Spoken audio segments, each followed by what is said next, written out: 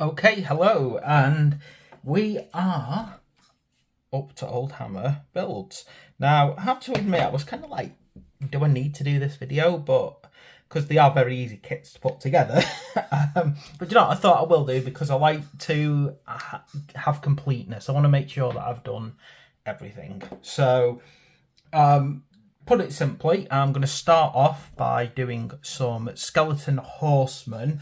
I'm going to do the master, a standard bearer, and then the horn blower, I think it is. Yeah, the musician, and then just one regular one. I've put two horses together already just to, help me prep a bit, and I'll show you how to put together this very difficult kit here. I mean, as you might guess, this is really going to need a lot of instructions, this one. And go from there. So I think the best thing to do is just get right into it, isn't it, really? Now, I have mentioned on my, review of this kit that what you've basically got is some very old models. And to my mind, I've said, well, as someone who loves my old hammer, I don't have a problem with that. Because there's a lot of good positives about these older kits. But I've also sort of come up with my concern about using such old kits. So what I'm going to do is I'm just basically going to show you how easy these things are to put together. I mean, they're so simple. They're unbelievably simple, to be quite honest. But that just kind of gives me a few opportunities to talk about, some of these old kits and why I like them so much, I suppose. So let's start off with, well, oddly enough, why do I like these old skeletons? Because we've already ascertained that they're potentially from 1993, the actual kit, even if they've remastered the sprue after a few years, they are a very old kit. So, well, what makes me absolutely love these kits for so much? Okay, when I was a kid, I loved the movie Jason and the Argonauts, and there is no other way to put it. When I was younger, the moment that those skeletons raised up from the ground and fought the men, and just blew my mind. I loved it so much. It was a brilliant, Now, the Games Workshop skeleton kits pretty much reminded me of that the very second that I saw them. So I think, when I was first seeing them,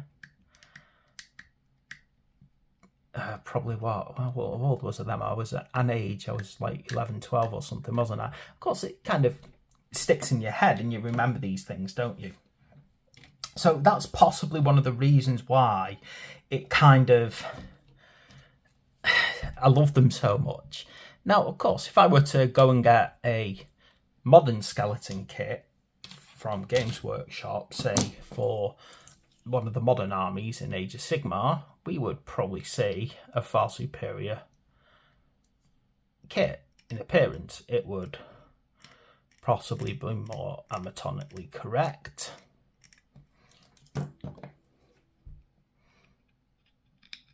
But I'm still a great believer that, this kit, for its age,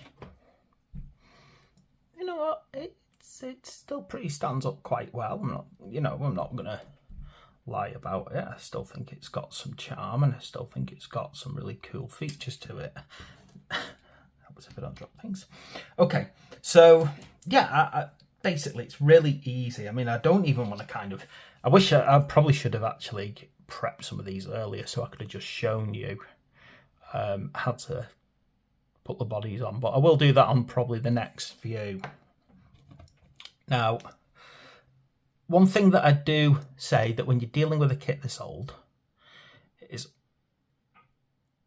you can have problems with, joint sitting, right? And sometimes you're guessing about how to position an arm. So this is kind of what you might call a an issue with these older kits, as in you've got some freedom like you've got with this. You can put your arms in amazing position. You can really think about, well, where do I want it? How do I want it dynamically posed? You get the choice. Whereas with the older stuff, that's simply not a choice that you have. No, not the older stuff, the newer stuff. You are frequently given a very clearly defined pose, and it has to be in that position, or the arms and everything. So there's a wonderful charm about this. So because I'm doing the Master of Horse, I'm going to get this interesting arm off.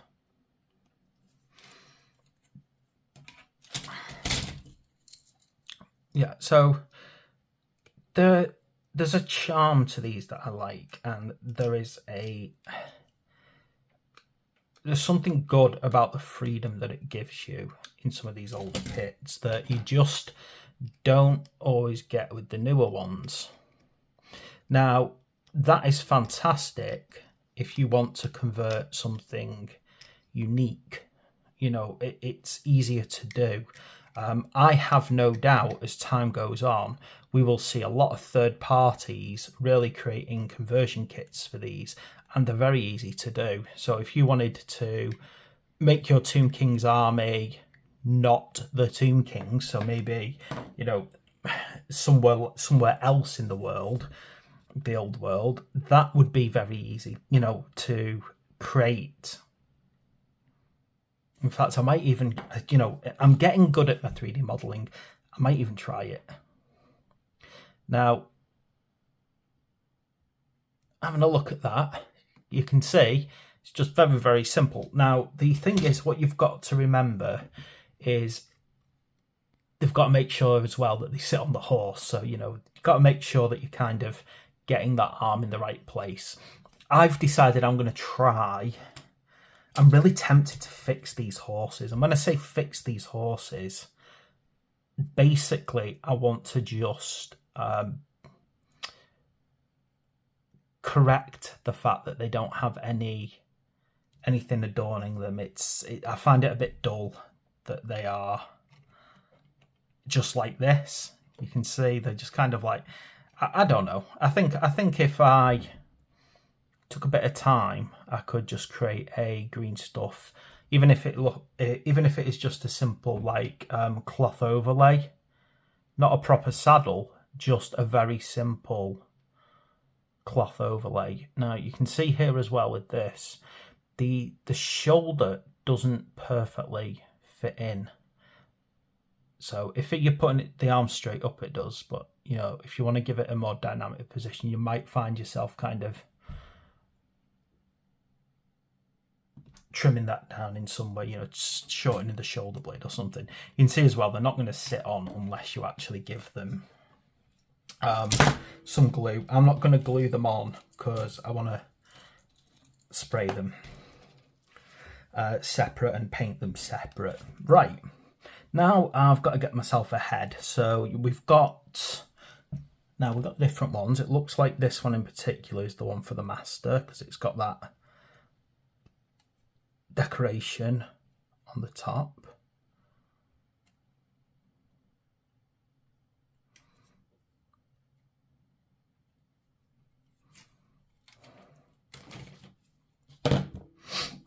You can see with these you have things like sometimes it's hard to get the clippers in all the way to get it right.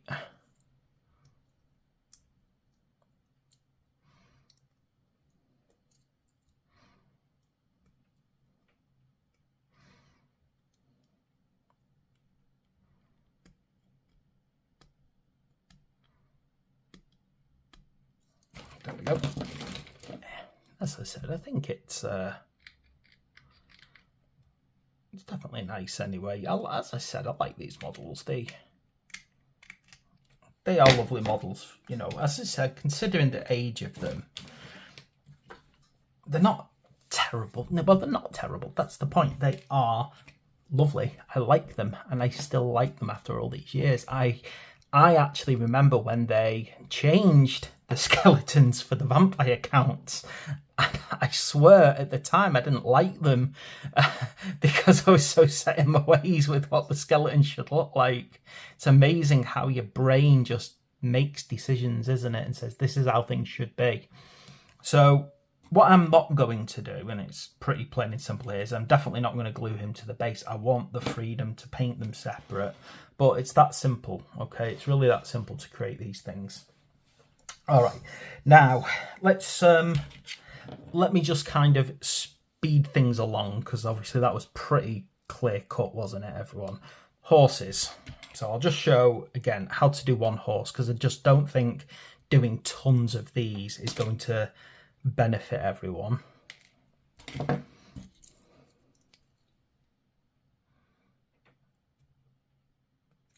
Now,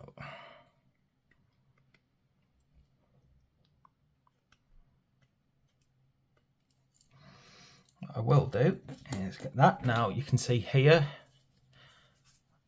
we got the, again, the injection point down here with the plastic where it's kind of joining together, creates a weak point every single time. Now again, that is a pain point as far as I'm concerned. They always were a pain if you push them too hard while you're doing stuff like, even like when painting, they could snap.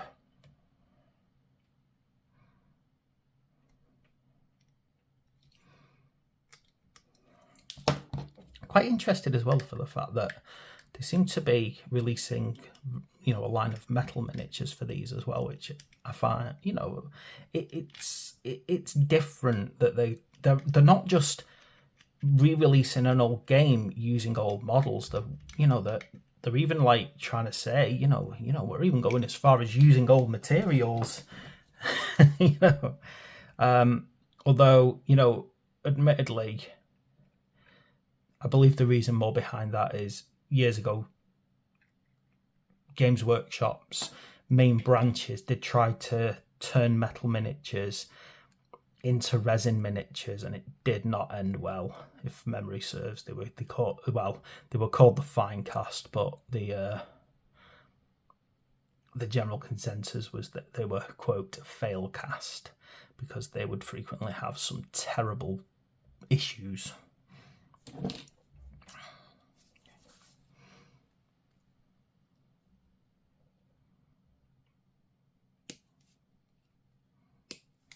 Okay. Just trying to get these to bond where I want them to. Now, what you do with these is to make sure that they are stable, which this one just does not seem to want to do. It's decided to have a bit of a battle with me, this one.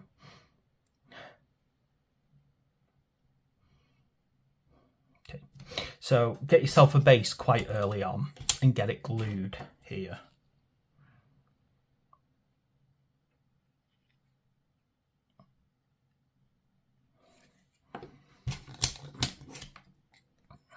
Because if you don't do this,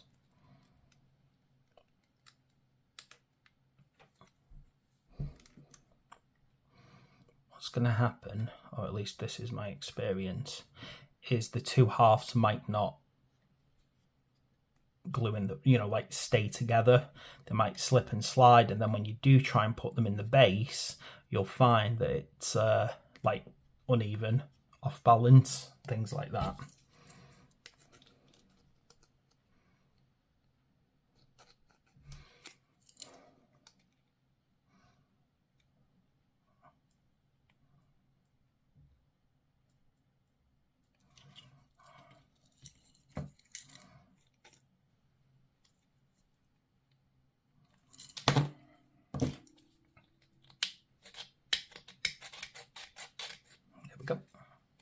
Yeah, and that's simply, there's nothing really special about the horses as far as like building is concerned. I mean, sometimes I miss the simplicity of models like this. You just glue them together and you're done. Okay, now I'm just gonna pop this one here and then get myself a musician built.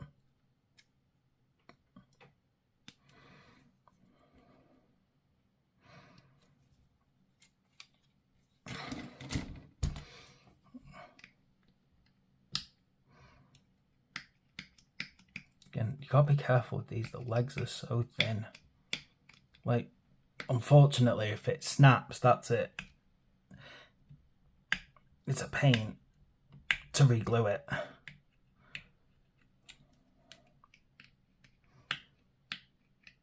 In fact, I'm 100% convinced you'll find people, certainly with the foot skeletons, what they do is they break the legs by accident. So they try and change the catastrophe into something else, and then they'll lob the other leg off and then make it look like they're rising out of a grave, which, you know, perfectly legitimate thing to do if you mess up. But of course, you know, it's definitely an interesting thing that people used to do. Yeah, doing your skeletons as if they were coming out of a grave because you'd accidentally lopped a leg off was a big thing at one point.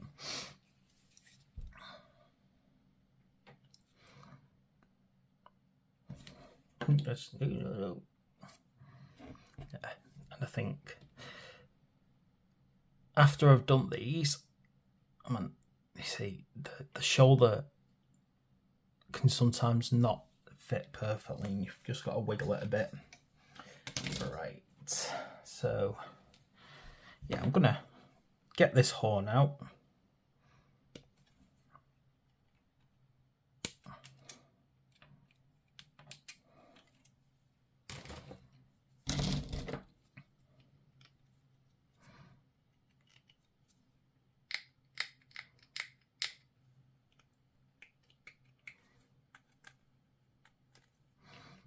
Cleaning up that old school mould line.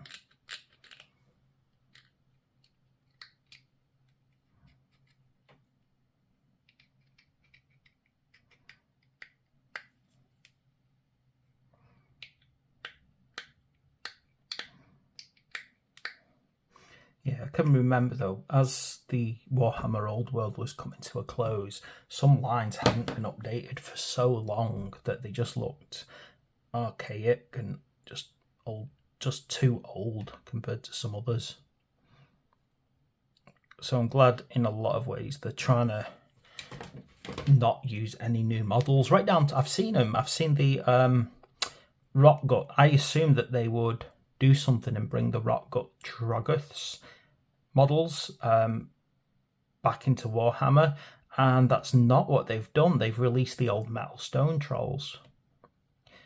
Now, I love those old models. I think they're so cool, and the Rock Gut Troggoths were just an upscaled version.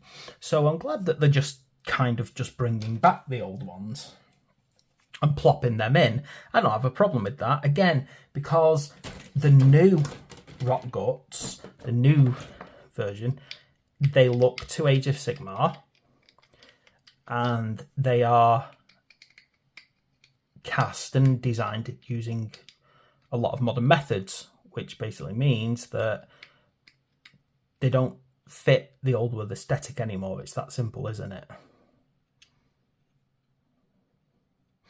It's why I was saying in my, you know, in my videos, like, are they gonna are they gonna phase out the Ogre Moor tribes in Age of Sigmar, replace them with new Age of Sigmar style miniatures, and then return the Ogre Kingdoms? And I am 100% convinced that the answer to that is yes. And the more I see going on, the more I'm convinced I'm right about that. There we go. Musician. Now, you notice I'm not putting the shields on at this point, and I'm not doing that because I just don't want to have the hassle of painting them separate while they're on the model. So, you know, they're here, they're easy enough to put on, but I'm not going to do that. Otherwise, it's just going to make my life even harder later on.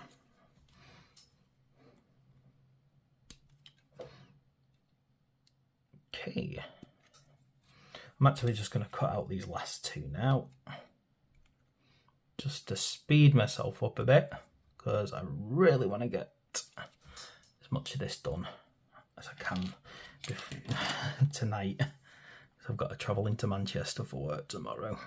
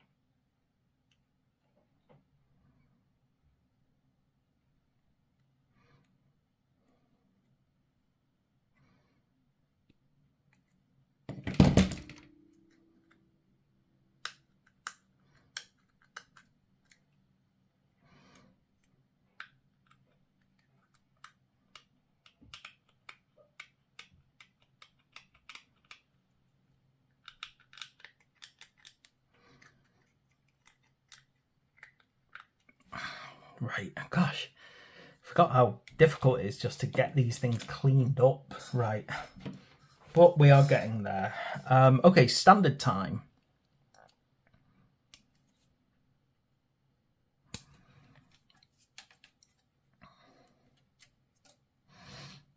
Okay, get a head off. In fact, I'll just get 2 heads off now because I might as well keep pushing along and as quick as I can.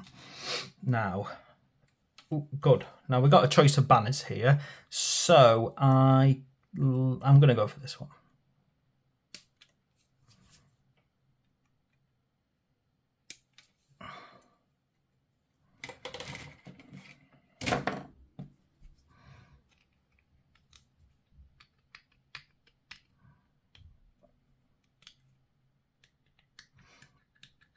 So just be careful again when you're tidying these up.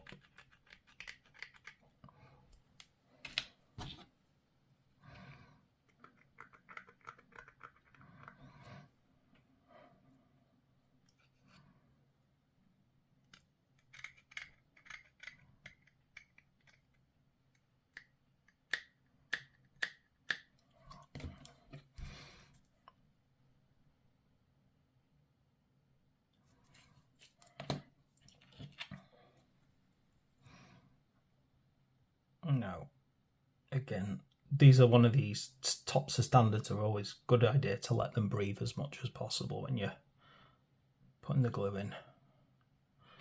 The other thing is making sure that they face in the right direction as well. And that they're straight. It's dead easy to accidentally make those kind of flop to one side.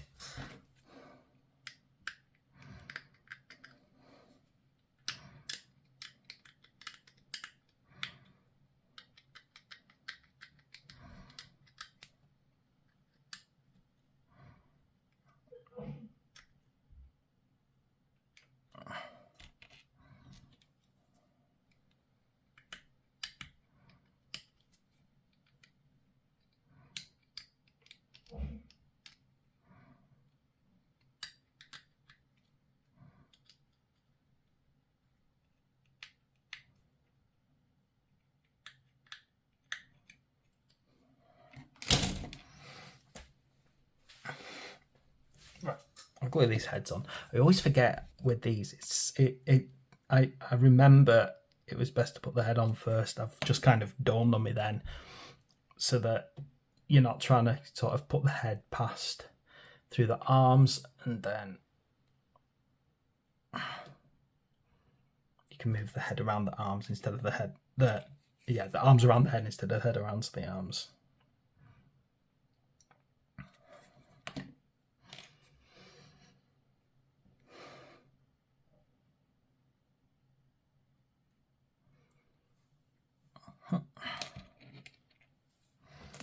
Nice and simple. I'm just going to give them a second to dry, and I'll just start clipping out the other horse ready.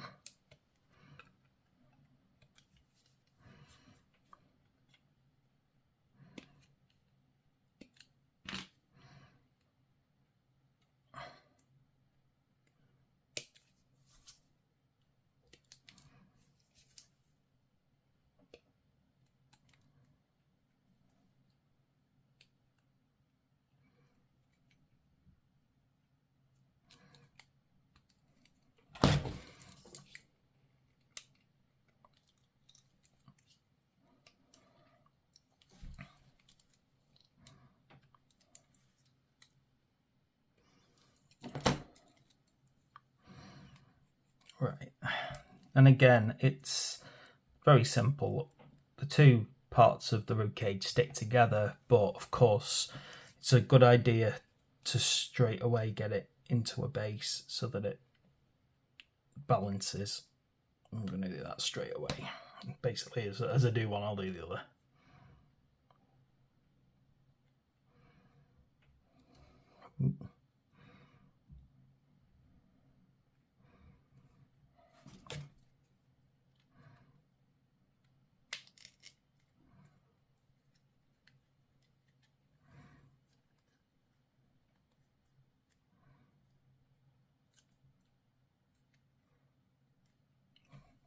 and then that should help it stick. Now, what else do I need here? I need not those, I need these two arms.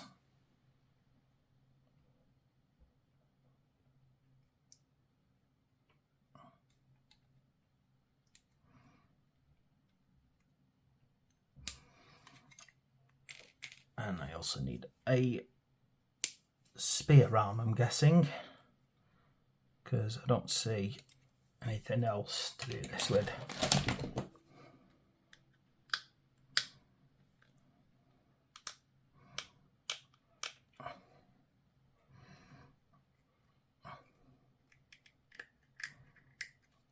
I think as well, if you look at the kind of old world lore about skeletons and zombies are very specifically different type of creature.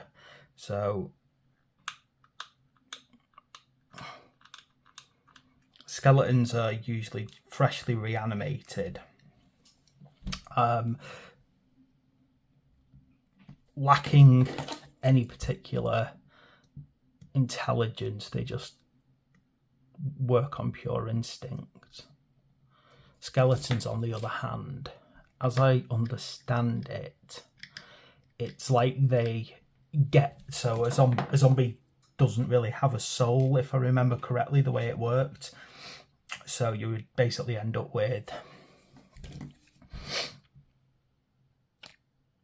just a pure instinctual creature charging forward. It would potentially talk, but not in any meaningful way, potentially just crying out the name of whoever raised it and other things like that.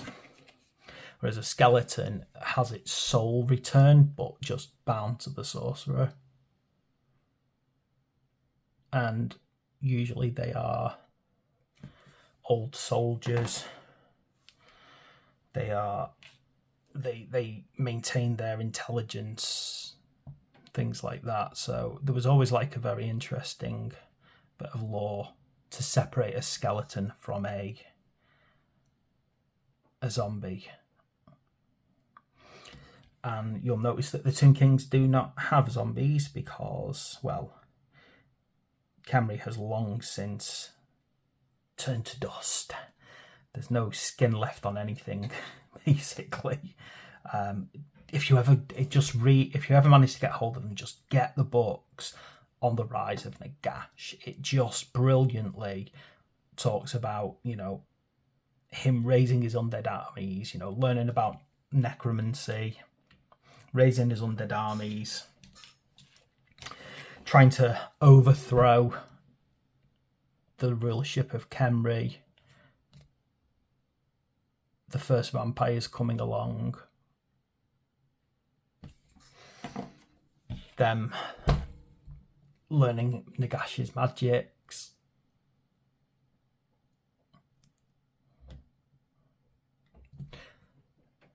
and basically just his whole saga up until him basically becoming the ridiculously oversized skeleton god that we all know and love.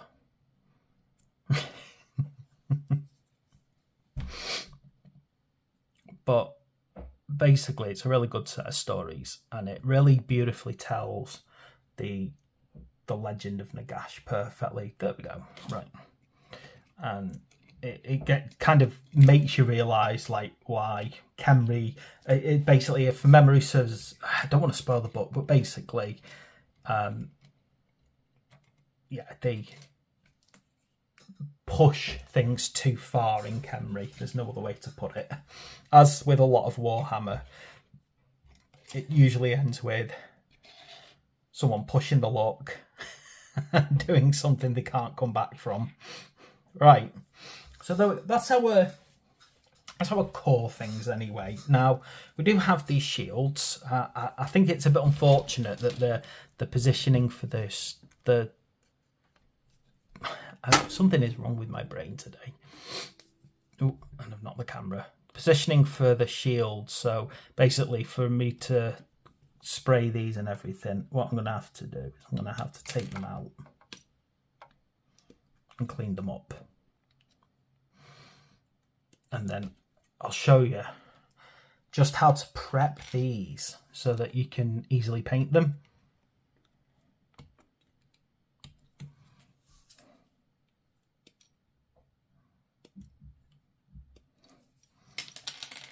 So, first things first, after you've cleaned them up, so I'll just clean this one up quickly.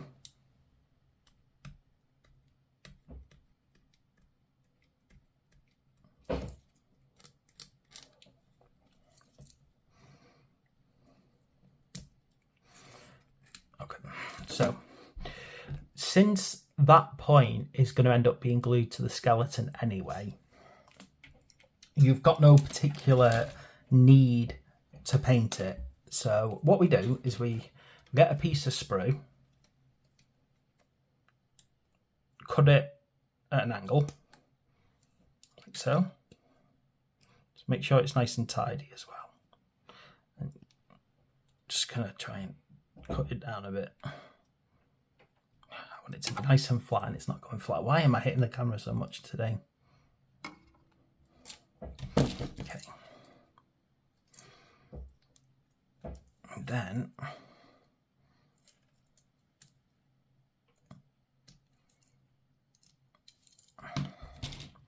I'm going to do this. I'm going to cut this nice and long. And then I'm going to wonder where it bounced off to, because, you know. Oh gosh, that's just annoyed me. Don't want to drag this video on any longer. Where have you gone? I bet everyone's looking at me right now going, it's right in front of you and you can't see it. It's bounced off somewhere. It's sure it's here somewhere, but I just can't see it. What am I like? I'll do that again, shall I? Right. So, snip. Snip. Right. Get your glue here.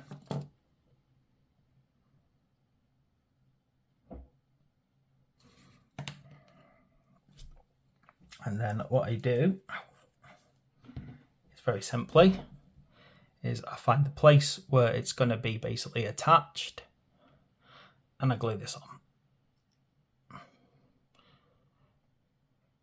I'll just make sure you don't make the contact point too large. In fact, that is too large for a skeleton's hand. I'm going to trim it down a little bit more so it's only about the size of a skeleton's hand.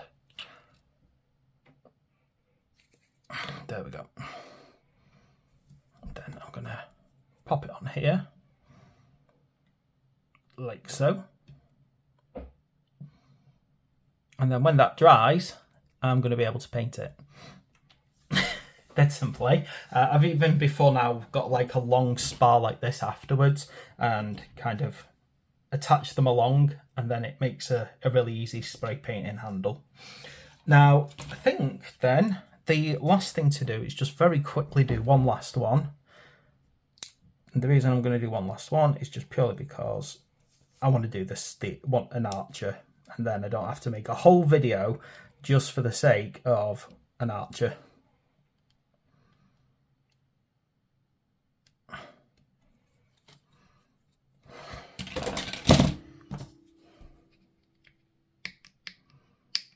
It just doesn't feel like it's worth me repeating all of that just for the archers.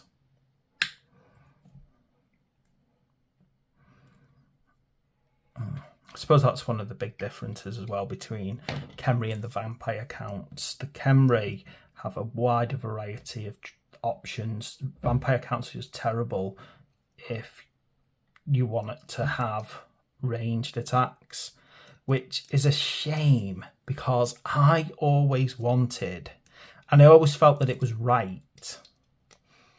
I personally felt that the Von Karstein lineage in particular should have had the ability to have undead, like not like crossbowmen and handgunners, but maybe that's just me being a bit over the top. Okay, but you know, it's the Von Karsteins and they are one of the Empire provinces. They would be raising their dead from the Empire. So it would have been cool to have like zombie handgunners, even if they were rubbish shots. Okay, what else have we got here? Right, so I'm going to get one of these bows out. I'm not going to put a quiver on. And that's just purely because, it's going to get in the way while I paint. But you can use the same trick that I showed you for the shield to just kind of balance them all on.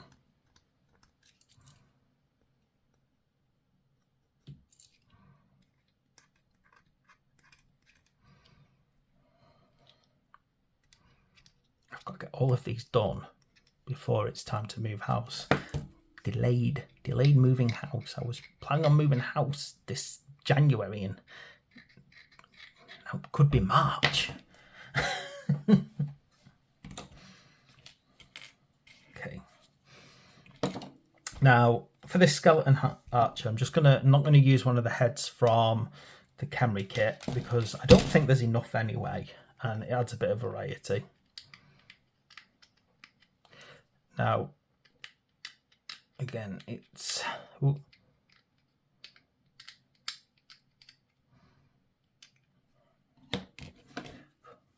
very simple though. I should be able to do these in just a quick 3-point thing. So head, arm,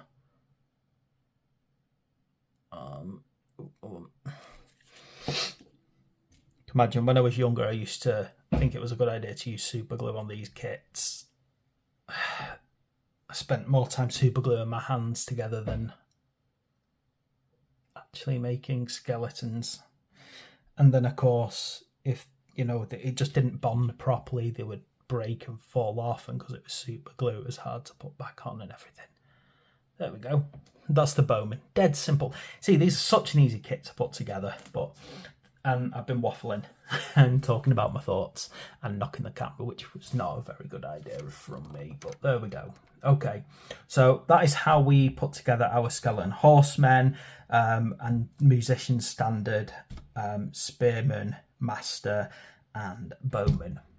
Right then, thanks for watching. Please like and subscribe, and I'll see you next time.